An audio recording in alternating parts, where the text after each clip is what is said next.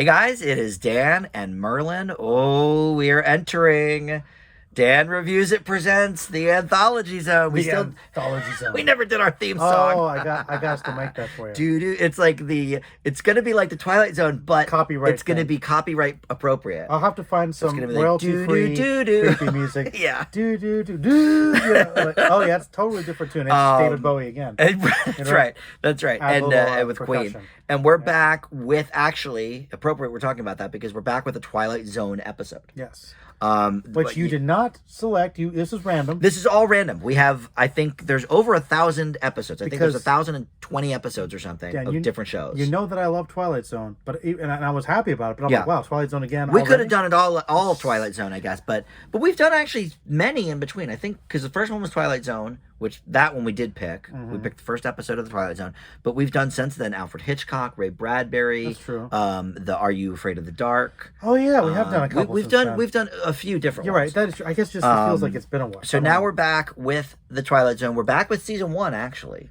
This is an earlier episode. It's episode number 33 overall, and it is called Mr. Bevis. And as we talk about this, and as we were watching it, because it looks like Mr. Bevis, and when I saw it come up, I thought Bevis. Mr. Bevis, but they call him Mr. Bevis, and I forgot to look this up in the meantime, but I really wonder, because he's a very sort of like nerdy kind of guy. Like I wonder if that was some sort of impetus Kinda for like Mike airheaded. Judge to do Beavis, to call him Beavis and Beavis Butthead. I don't know. It wouldn't surprise me. That doesn't say that in the wiki, so maybe not. But You we just like Beavis and Butthead that much. but I love Beavis and Butthead. We've talked about that on What the if show. they did but a parody of this and it was just Beavis? that actually would be really cool. If I knew how to Photoshop, I might do something like that. It'd be good. But this is, by the way, the first with the opening narration, apparently, Ooh. that was used throughout the rest of season 1 and then season 2 and season 3. Nice. So this was sort of a new start for this. Now, the lead in this, Orson Bean, you were not super familiar with. Nope. I know him mostly as a game show panelist in the 70s on the old Game Show Network shows that they run, like Match Game and Passwords. He just shows up on old game shows. But he just died a couple of years ago. Oh. He was doing stuff until almost his death. He was in an episode of Modern Family. He did a Will and Grace a few years ago. So Nice. he was getting out there. But he's the only person I recognize. These other names and faces I didn't know. But tell us about what happens in... We called this episode It's a Wonderful Zone. For a specific reason. Basically, it is one of those stories where it's like a what if scenario where Mr. Beavis he's a nice guy, but he's, I guess maybe, I don't know, maybe He's a little bit of a dork. he's a little bit of a dork, a little bit kind of in his own head, a little bit airheaded, I guess you could say. He's maybe a little immature. He likes childish things. He's collecting things, and he's got this really beaten up old car. Doesn't seem to mind it. He's showing up super late for work, and Messy desk. He's got all his little like tchotchkes on the desk that people hate. He's got the messy desk, and he's like builds like model ships or something, and he likes hanging out with the kids and like playing ball and stuff. But he's running low on his rent, and his boss is hating him because he's messy and late, so he fires him. And so Mr. Beavis seems like a nice guy, but he's kind of a little bit awkward and everything. And so he's having a really bad day. He ends up at the bar. And then he sees a guy in a mirror, thinks he's drinking too much, and it turns out, no, the guy's there. And it's his guardian angel. Well, to him, he's there. Yes. He is really there. He's there. But the bartender doesn't see him. No but one he sees him. No one sees him Yeah. because he's invisible to everybody else. But he is there. He is essentially there. Yeah. Or is he? Or is he? Oh.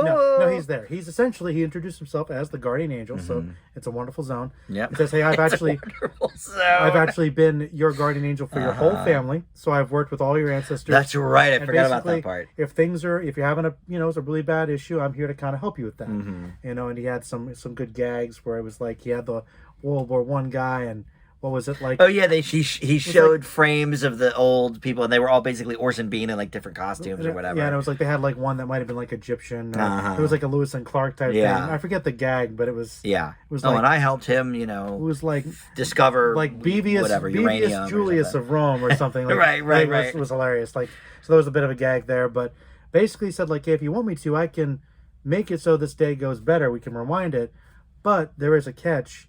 You have to be different. You have to present yourself differently, like how you dress, how you act. You know, you can't associate with the kids as much. Yeah, you have to be more adult, more mature. You can't have your toys. You can't hang out with the kids as much. You know, you have to have a better car that is more acceptable, show up and work on time. And so he decides, well, you know, I've had such a bad day. I guess I'll do that. He does that, and certain things are better. Like, you know, landlady loves him. Yeah. Boss loves him, and that's it. And that's it. People at work don't like him. Car works. Kids don't like him. Car works. But yeah, the kids don't want to play with him because he's not associating with yeah. him. So he's, you know, mature person. As he's going through it, though, he's like, okay, my life is better, but I don't really like who I am. Right. It's not really me. Because right, he's not himself. And I'm not being me. So basically he's going through that, and he just gets to the point where, like, hey, you know, I want to go back to the way I am because I can't live my life this way. And so the angel's a bit frustrated about it because, like, look, all your ancestors were great, and you're just kind of a goofball. Right. Why You're being difficult. Come on, like, get on with the program here. But his angel listens to him, gives him what he wants, so he ends up back in the same scenario, you know, jobless and everything else. Then his rent low, but he does do him one little favor and fixes his car. The car, right? So he's like, you know what? He'll give him that at least. Your car works. Yeah. So Mr. Beavis says, hey, you know, whatever happens, I'm just going to keep going forward and being me. Yeah. And hence the message of the movie. And Rod Serling was like, hey, you know, he had his own little, you know, vacation. In the Twilight Zone. Dun, dun, dun, dun, dun, you know. So yeah, that was the plot. Yeah, very good plot. And the theme. And, the theme and everything. Yeah, Mr. James B.W. Bevis. All right, yeah, who has his own private end in the Twilight Zone. Dude, I was like, just taking a little detour. So, had you seen this one before? Nope. Okay. No. So now look, more than me. I've seen bits and pieces over the many years, but yeah, I've never sat down and watched them all in order. So there's probably 100, 200 that I've missed. Sure. So this is one that you were not familiar with. Nope. I wouldn't say this is one of the more famous ones. No. But they all can't be. No. I thought this one was interesting, but it's certainly a take on It's a Wonderful Life and that whole sort of guardian angel, like live another day thing. Here's the thing, Dan. They're all like that. I know. No. They're all rips off something. Everything is a rip off. Everything's a homage. That first episode wasn't though. Whereas Everybody was extremely original. That was good. Although I'm sure there was some sci-fi story in the 30s. It's probably true. Probably. Yeah. But yeah, you're right. That was more original.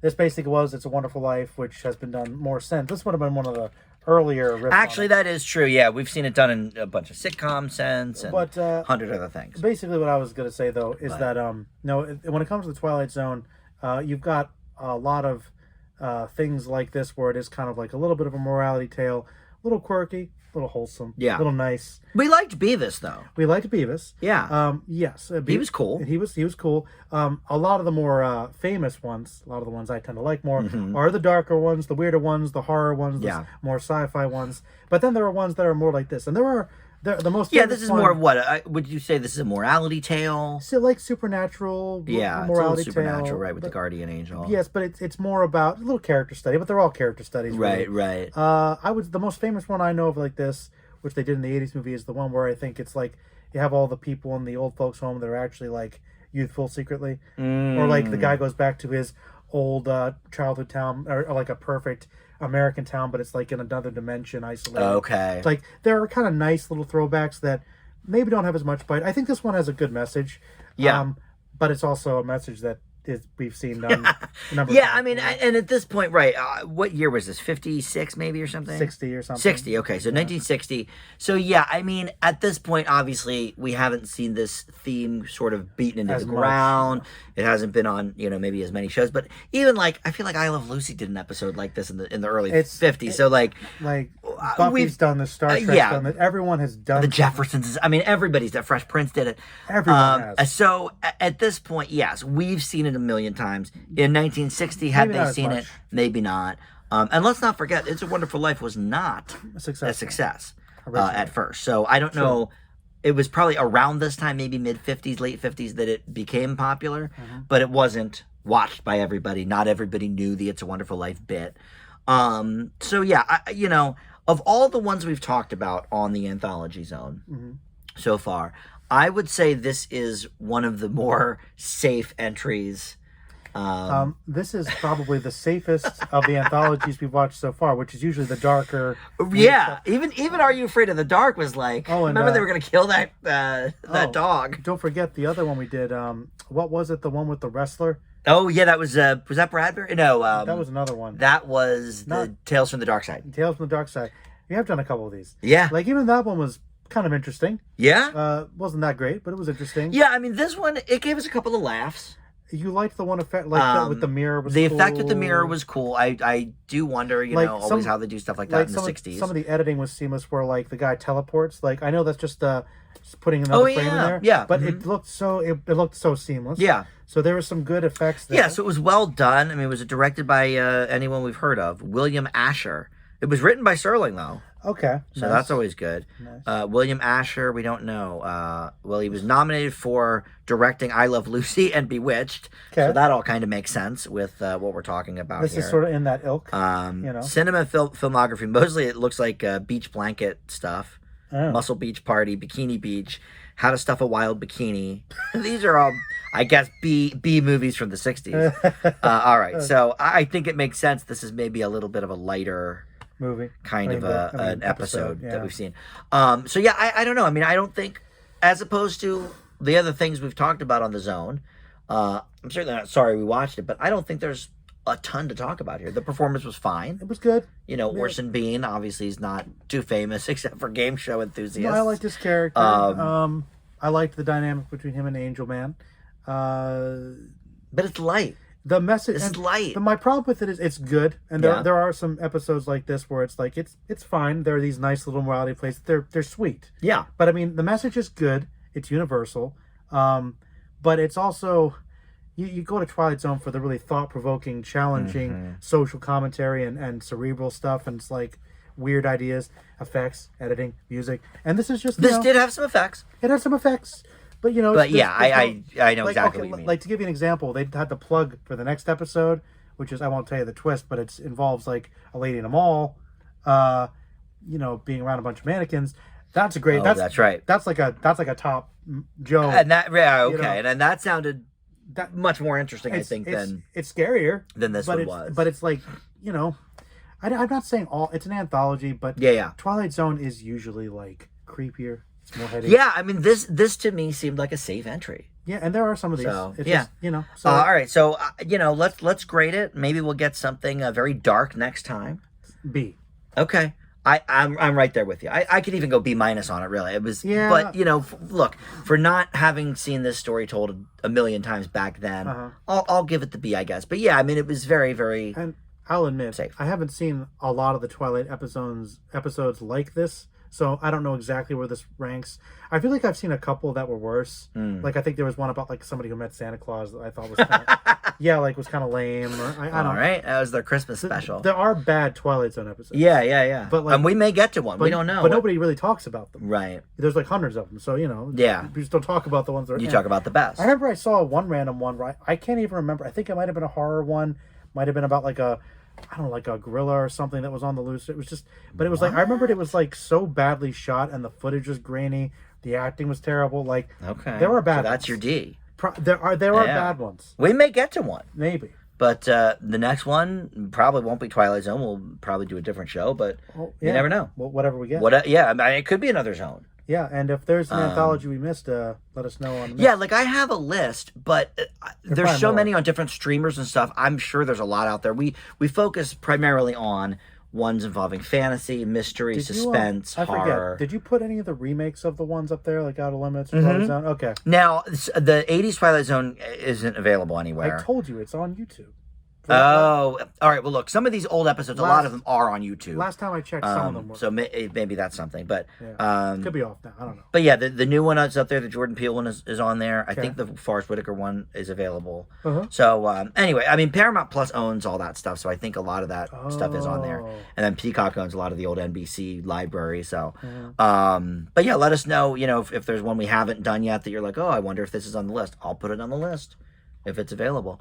All right, so that's it. Thanks for joining, Joe. you. And we'll see you next time on The Zone. The Bevis Zone. Bye.